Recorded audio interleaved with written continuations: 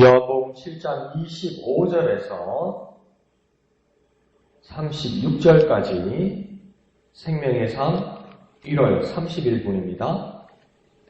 7장 25절에서 36절까지 다같이 한음성으로 읽겠습니다. 시작. 예루살렘 사람 중에서 어떤 사람이 말하되 이는 그들이 죽이고자 하는 그 사람이 아니냐.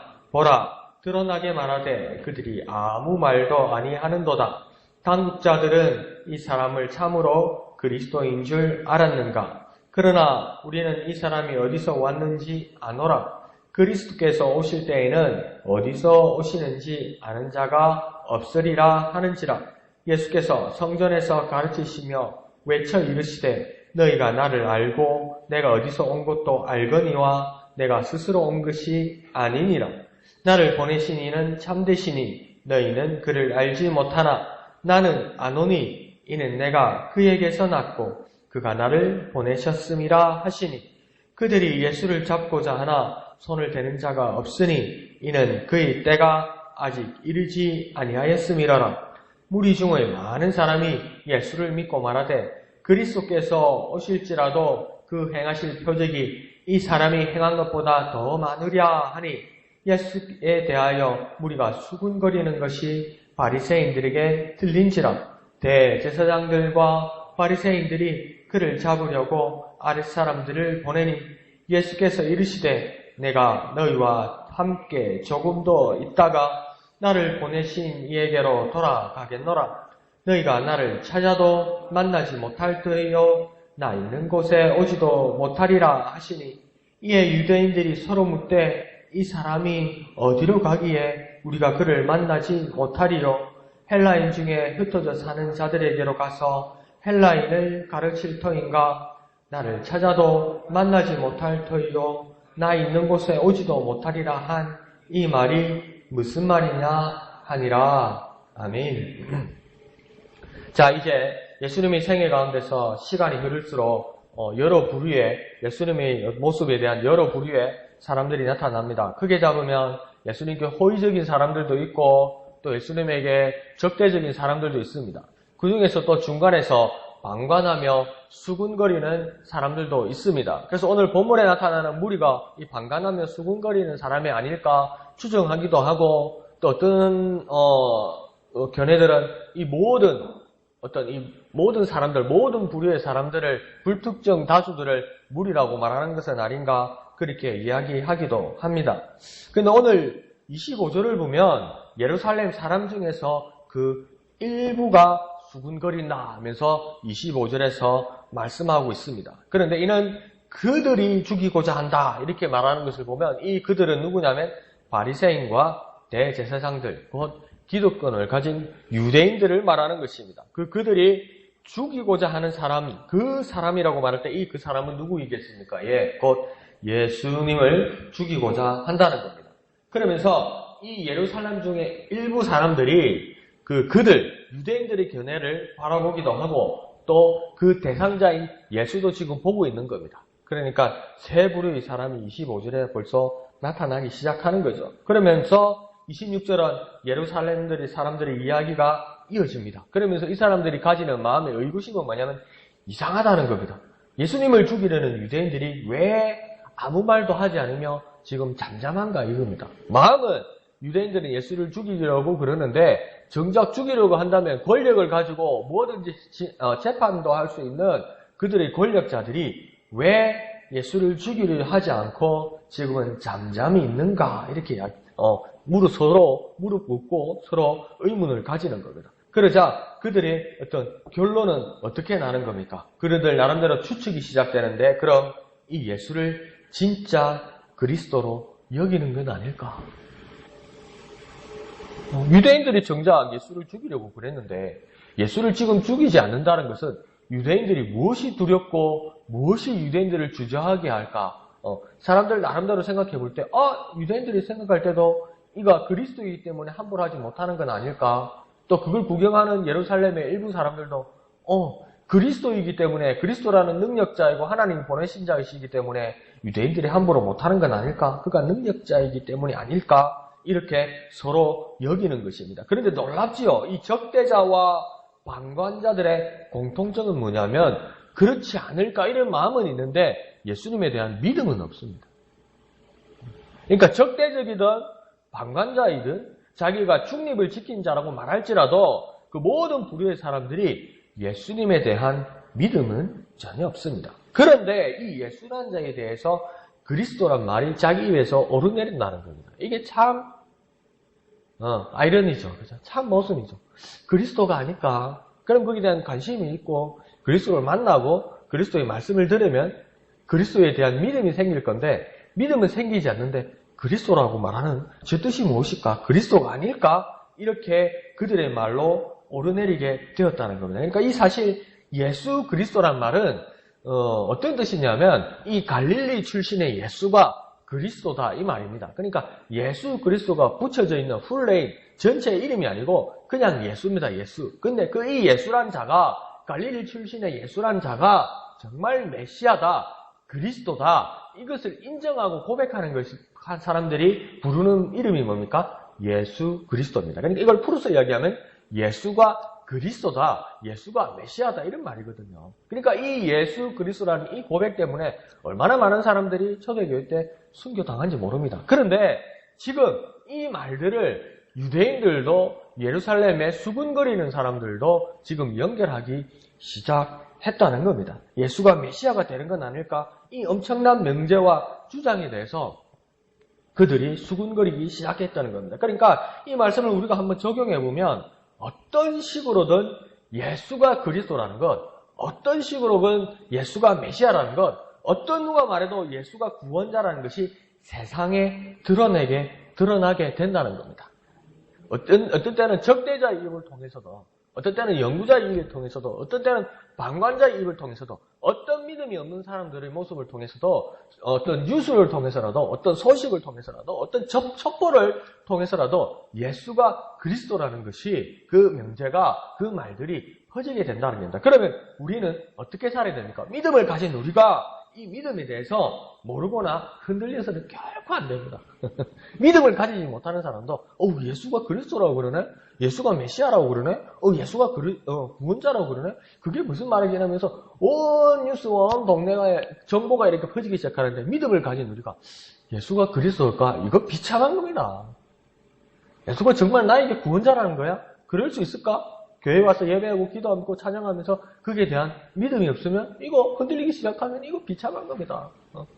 예수가 그리스도라고? 나 그거 몰라! 그러면서 주야 이거 하는 거 이거 정말 비참한 겁니다.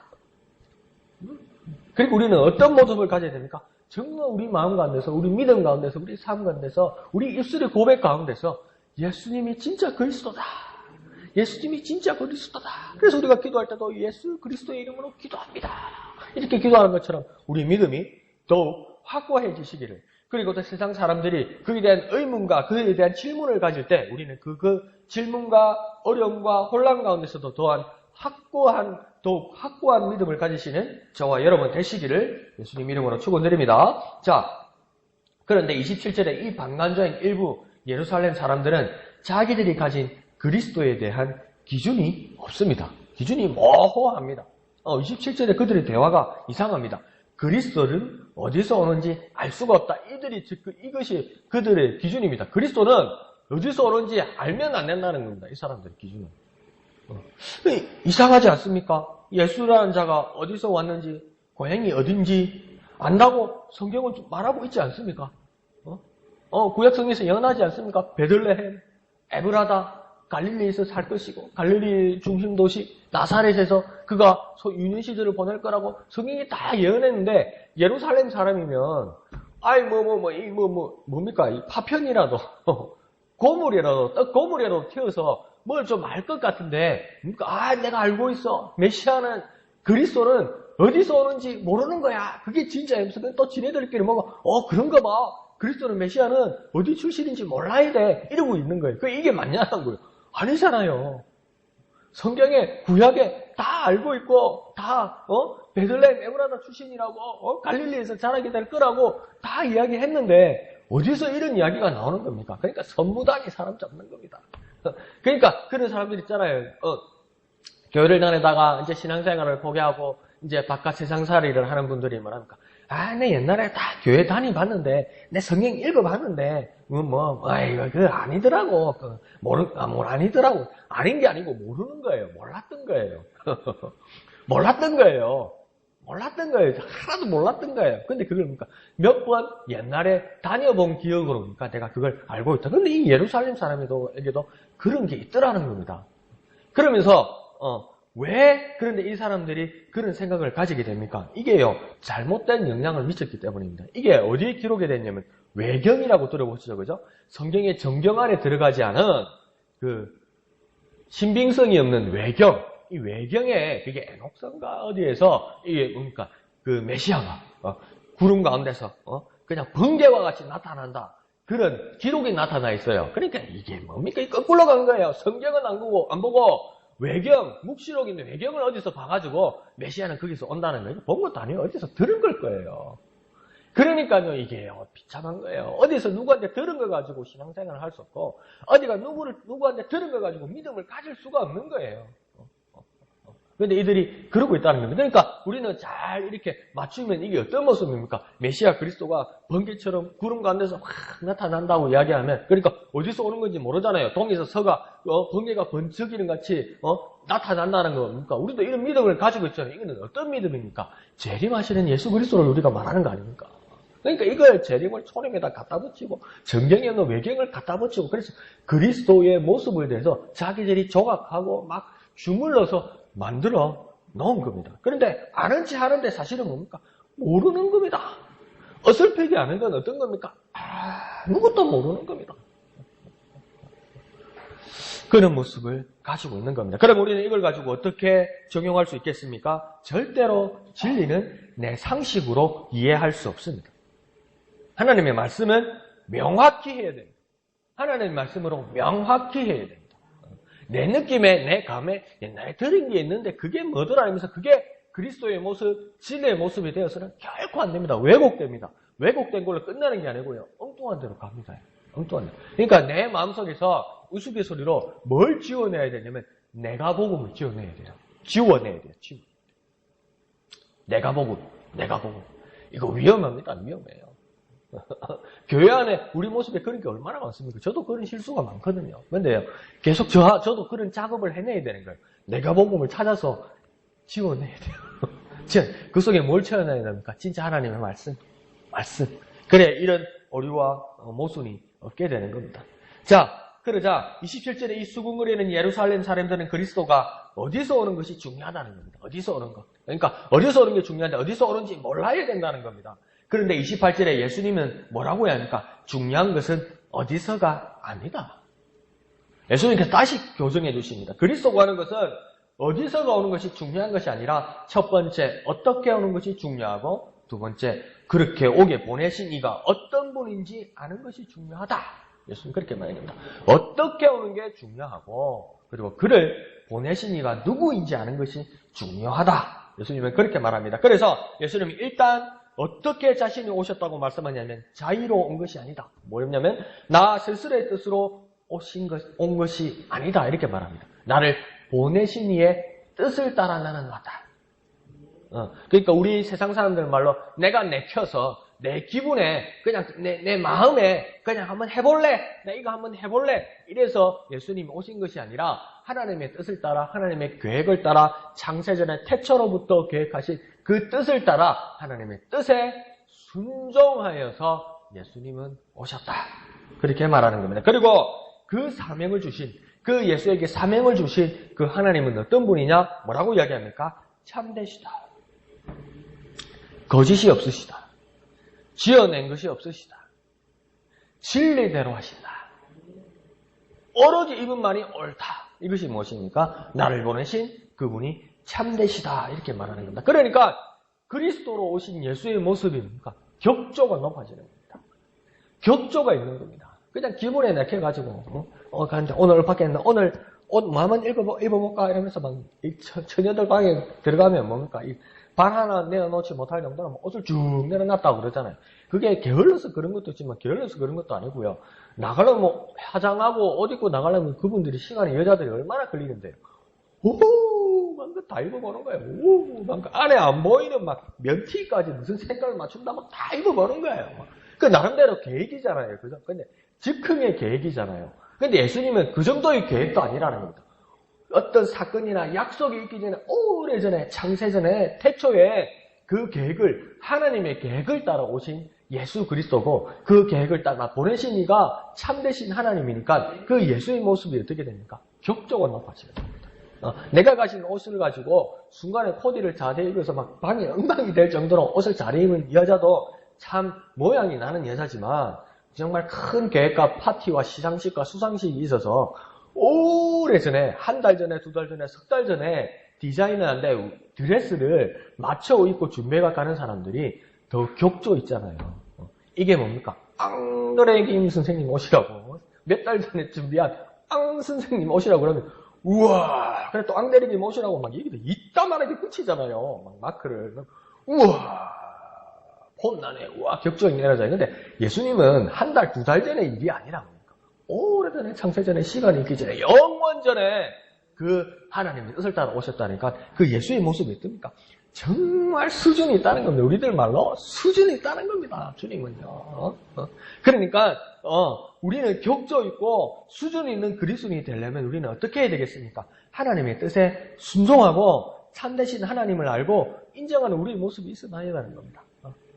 우리는요 우리 뜻대로 말하고요 우리의 뜻대로 행동하고 계획하면요 그 모습에서 우리가 뭘 해결해 나갈 수 있고 앞으로 나아갈 수는 있을 겁니다. 그렇지만 하나님의 뜻에 순종하고 그것을 이루어 주시고 보내주신 하나님을 인정하는 우리의 모습은 뭡니까? 격조가 생기게 되는 겁니다. 수준이 생기게 되는 겁니다. 이것은 엄청나게 다르죠.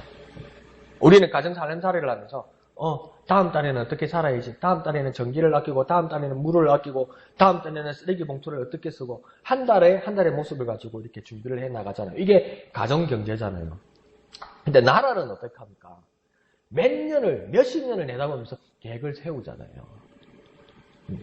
그러니까 그게 나라 경제가 되고, 거시 경제가 되는 거잖아요. 세계를 바라보면서 준비하는 또 거시 경제가 되는 거잖아요. 그와 마찬가지도 아니죠. 하나님은 그보다 더 멀리 보고 더 넓게 보신다는 겁니다. 그 하나님을 의지하면 그 수준 안에 우리가 들어가게 된다는 것이에요. 자, 이어서 28절 하반절과 29절에 연결되는 예수님의 대답은 이러한 그리스도와 보내신 하나님의 관계가 어떠한 것인지 말합니다. 어찌 그대들이 알 수 있겠는가? 하나님과 내가 관계를 맺고 하나님과 내 속에 깊은 관계가 있어 내가 이렇게 오고 이렇게 사역해 나가는데 그 관계를 모르는 그대들이 어찌 그리스도가 어떻게 오고 어떤 분인지 어떻게 알 수 있겠는가? 예수님은 그렇게 말씀하는 겁니다. 오직 그분에게서 나고 그분으로부터 보내심을 받은 나 예수만이 알 수 있는 것이다. 그렇게 예수님은 말씀하는 겁니다. 그렇게 예수님이 강력하게 도전하시자 방관자이고 수근거리기만 하고 자기들만 아는 척하는 지식이 잘못된 것을 이 예루살렘 사람들이 드러나자 30절에 이들은 어떻게 합니까? 예수님을 잡으려고 합니다. 자기 자존심을 건드렸다는 거죠. 예수님이 그렇게까지 말씀 안 했을 수도 있는데 어떡합니까? 네가 뭐 아는 척하냐 모르는 게 이랬다고 자존심 상한다고 어떡합니까? 예수님을 잡으려고 듭니다. 그런데 역시 이들의 모습은 방관자들답습니다. 폼만 잡고 뭡니까? 예수님 잡지 못합니다. 말만 앞서지 행동하지 못합니다. 그리고 더 궁극적으로 예수님은 뭐라고 말씀하십니까? 내 때가 아직 이르지 아니하였기에 그들이 잡지 못하는 것이라고 말하는 겁니다. 그러니까 사람들은 자꾸 착각합니다. 예루살렘 사람들은 자꾸 착각합니다. 자신의 의지로 예수님을 좌지우지할 수 있는 것처럼 떠듭니다. 예수님을 자기 의지로 자기 생각으로 판단할 수 있다고 생각하고 자기가 가진 지식과 그 기준으로 예수님을 판단할 수 있다고 생각하고 자기 의지와 자기 힘과 자기 백그라운드로 예수님을 체포할 수도 있고 놓아줄 수도 있다고 자꾸 착각하고 있습니다. 예수님의 때는 사람이 어떻게 할 수 있는가라고 생각합니다. 그러나 예수님은 분명히 뭐라고 합니까? 너희들 뜻대로 되는 것이 아니라고 이야기합니다. 예수님의 때는 사람이 결정하지 못하는 것입니다. 우리는 그러면 어떻게 해야 됩니까? 오직 그분의 때에 우리는 인정하고 순종하는 겁니다. 내 때가 아직 이르지 않았다니까 또 영감 있는 그리스도인들이 뭐라 합니까? 그때를 알아맞혀야 된다고 생각하는 거예요. 예수님 그때를 말씀해 주시지 않았다고 이야기했어요. 예수님이, 우리 그리스도인들은 뭡니까? 그때를 알아맞추는 게 중요한 게 아니고, 오직 그분의 때에 우리 그리스도인들은 인정하고 순종하는 겁니다. 순종하는 거예요. 저렇게 거부하거나 착각해서 예수 그리스도를 체포할 수 있다는 착각에서 벗어나는 겁니다. 31절은 이 수군거리고 예수님을 적대시하던 사람들과 비교되게 예수님을 표적을 보고 믿는 사람도 있었다고 31절에는 말합니다. 그러자 32절에 바리사인들과 대제사장들은 이 소란과 요동을 보고 이제 불안해하기 시작합니다. 그래서 아래 사람들을 시켜서 예수님을 체포하려고 합니다. 이 유대인들도 어떻게 하고 있습니까? 자신의 뜻대로 예수의 때를 정할 수 있다고 착각하는 겁니다. 많은 사람들이 지금 바리새인과 대제사장들, 수군거리던 예루살렘 사람들 공통적으로 또 착각하는 것이 무엇입니까? 예수의 때를 자기들이 정할 수 있다고 지금 착각하고 있는 겁니다. 그러자 33절에 예수님이 진짜 입을 여시기 시작합니다. 조금 더 내가 이 세상에 있는 것, 그리고 나를 보내신 하나님께로 돌아가는 것, 그때와 그 시간은 무엇입니까? 예루살렘 사람들이나 유대인들이 결정하는 것이 아니라 하나님을 받드는 예수의 나 뜻, 하나님의 뜻을 받드는 나 예수가 정하는 것이라고 이야기하는 거예요. 하나님의 뜻을 순종하는 내 예수가 정하는 것이지 그대들이 정할 수 있는 것이 아니라고 말하고 계시는 겁니다. 그러면서 34절에 뭐라고 이야기합니까? 진짜 그때에는 너희들이 나를 찾아도 만나지 못하고 나 있는 곳에 너희들도 오지 못할 것이다. 너희가 지금 이 세상에 나를 보면서 나의 때를 정할 수 있고 체포할 수 있고 나를 판단할 수 있다고 생각하는데 내가 여기 더 있고 내 때를 정하는 것도 하나님의 뜻을 받드는 나 예수가 정하는 것이지 그대들의 뜻대로 되는 것이 아니고 내가 그때가 되어서 내가 그곳에 가면 너희들이 찾아도 나를 찾지 못할 것이고 너희가 나 있는 곳에 오래오래도 결코 오지 못할 것이다. 그럼 왜 그렇습니까? 사람이 정한 것이 아니라 하나님이 정하셨기 때문이라고 이야기하는 겁니다. 그러니 우리는 어떻게 살아야 되겠습니까? 신작은, 불신작은 예수님의 때, 곧 그분의 운명을 결정할 수 있다는 착각과 죄악에서 벗어나야 됩니다. 이거요, 신자든 불신자든 똑같이 벗어나야 될 오해고 착각입니다. 그래서 일부 어떤 열심히 있는 선교단체가 그런 오해를 하는 부분에서는 저는 참 안타까워요. 예수님께서 그렇게 말씀하셨거든요. 온 세상에 복음이 증거될 때 그때 마지막 때가 오리라. 예수님 그렇게 말씀하셨잖아요. 그러니까 어느 선교단체에서는 열심은 정말 귀합니다. 나 참 그분들의 열심에 대해서 난 존경해요. 그런데 그분들이 어떤 슬로건을 걸기 시작하냐면 우리가 열심을 내서 온 세계에 복음을 증거해야 그때 마지막 때가 오고 예수님이 오신다. 그러니까 우리가 열심히 복음을 증거하지 않으면 예수님의 때는 미루어지는 것이고 그러니까 열심히 복음을 증거하면 예수님의 때는 앞당겨지는 것이다. 그렇게까지 나가버리는 거예요. 아닙니까? 예수님 지금 뭐라고 합니까? 내 때는 아버지의 뜻을 따라서 내가 정하는 거라고 이야기해요. 사람이 정하는 게 아니라고 이야기해요. 그런 부분에서 오해 없이 주님의 뜻을 인정하고 순종하는 저와 여러분 되시기를 부탁드립니다. 자, 35절은 유대인들이 체포하기는커녕 예수님의 말씀에 방황하기 시작합니다. 그러니까 예수님 정말 멋져요. 인간적으로, 역사적으로, 문학적으로 글을 읽어도 예수님 정말 멋져요. 막 예수님 잡으려고 막 예루살렘 사람들도 대들고 유대인들도 막 시켜가지고 그러니까 지금 그림으로 보면 뭔가 유대인이 직접 잡으러 온 게 아니고 아래 사람 시켰다고 그러잖아요. 그러니까 저 돈 많은 기업인들이 노조니까 막 쫓아낼 때 그 용역단체 시켜가지고 시킨다는 그게 조직폭력배 그 돈 주고 사가지고 그 사람들 때리는 거잖아요. 유대인들이 그 짓 하고 있는 거예요, 지금. 아이, 참. 지도자가, 사회 고위층이, 이게 뭡니까? 깡패 시켜가지고 예수님 잡으려고 하는 게, 아니, 예수 믿는 사람이고 안 믿는 사람이고, 그때 하나님을 아는 사람이고 모르는 사람이고, 이 진리를 알게 될 때, 이거 얼마나 창피한 겁니까, 이게? 예? 이게 뭡니까, 도대체? 그렇게 무력으로 예수를 잡으려고 하는데 예수님 뭐랍니까? 온나 한 명씩 들어와 그래. 예수님 이렇게 이들을 제압한 게 아니고 예수님 말씀으로 제압한 거예요. 손 하나 깜짝 안 하고 말씀으로 제압했는데 이들이 어떻게 합니까? 예수님 잡으러 오고 예수님을 막 결박하려고 했던 사람들이 방황하기 시작합니다. 잡으러 왔는데 예수님의 말씀에 막 혼란이 오기 시작합니다. 이러고 있는 거예요. 몽둥이 들고 줄 잡아가지고 수갑 들고 왔는데 어떻게 합니까? 방황하기 시작하는 거예요. 말씀에 방황하기 시작하는 거예요. 못 잡는 거예요. 그러면서 이들이 뭐랍니까? 예수 이 사람이 도대체 어디를 간단 말인가? 어디를 간단 말이지? 그러니까 또 어떻게 착각할까? 착각은 자유라더니 진짜 그냥 착각이 뭐 그냥 저기로 빠져 들어가요. 뭐랍니까? 이 여기 본토 이스라엘이 무서워서 헬라 이방으로 이민이나 망명을 가려는 것인가? 이렇게 생각하는 거예요. 예수님이 도망간다는 것인가? 그러니까 이 세상에서 이 땅에서 저 땅으로 이동하는 경로로 그 정도로 여겼다는 거예요. 예수님이 가는 곳을 이 땅에서 저 땅으로, 이 나라에서 저 나라로 가는 정도로 여겼다는 것이요. 그런데 36들로 풀리지 않는 것이 그들도 있다는 겁니다. 그런데 그러면 이웃 나라나 딴 나라로 간다면, 예수가 거기로 이민을 가거나 망명을 간다면 만나지도 못하고 오지도 못한다는 말은 무슨 말이지? 이웃 나라로 가면 우리가 가서 보면 되는데 소식도 들릴 건데 왜 일본으로 간다고, 미국으로 간다고, 프랑스로 간다고, 영국으로 간다고 우리가 왜 예수를 만나지 못한다고 이 예수는 생각할까?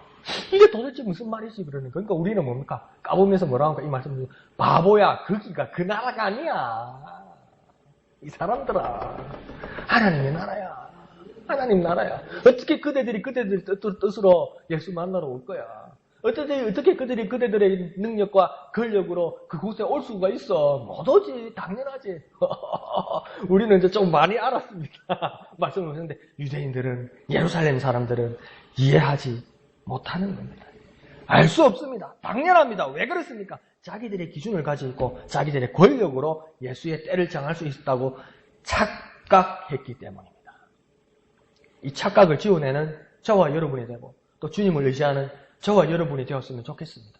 유인주일학교 때 이런 찬양을 우리가 즐겨 불렀던 것이 기억납니다. 돈으로도 못 가요. 하나님 나라. 맘 착해도 못 가요. 하나님 나라. 또 잘생겨도 못 가요. 하나님 나라. 뭡니까? 거듭나면 가는 나라. 믿음으로 가는 나라. 하나님 나라.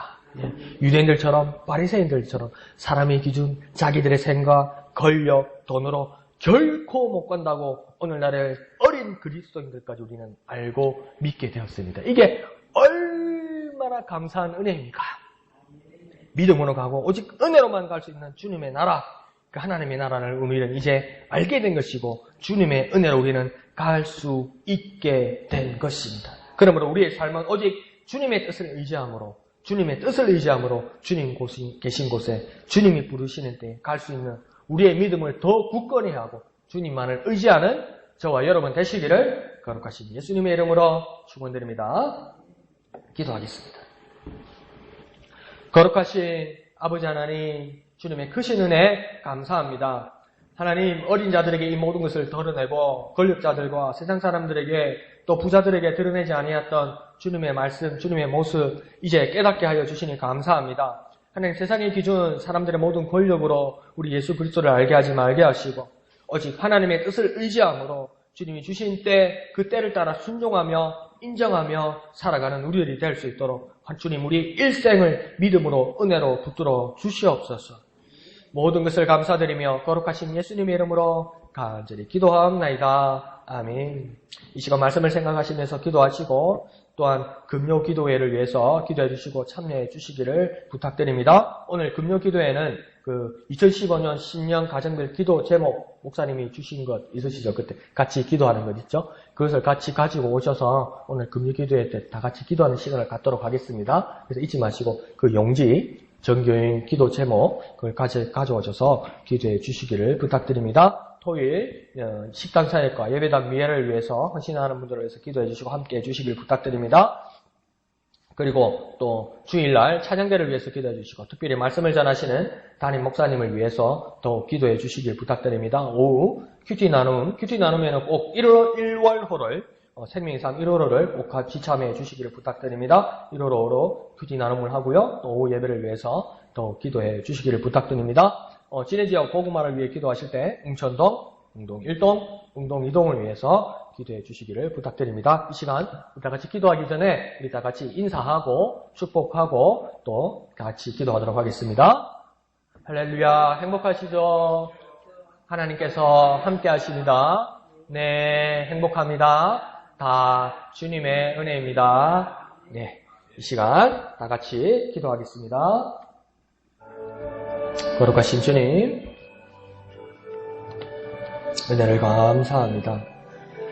하나님, 때때로 우리 믿음이 흔들리고 때때로 세상의 기준으로 예수 그리스도로 바라보려는 우리의 어리석은 모습들이 참으로 많습니다. 하나님, 이 어리석은 모습들, 이 내가복음들 다 지워내게 하여 주옵소서.